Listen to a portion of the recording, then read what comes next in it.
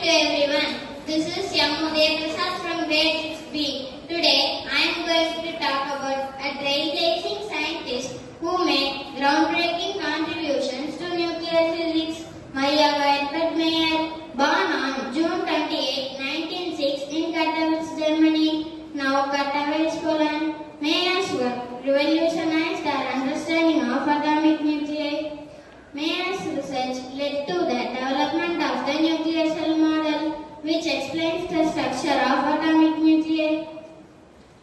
Her work, conducted alongside J. Hans D. Janssen, earned her the Nobel Prize in Physics in Mayer's magic number.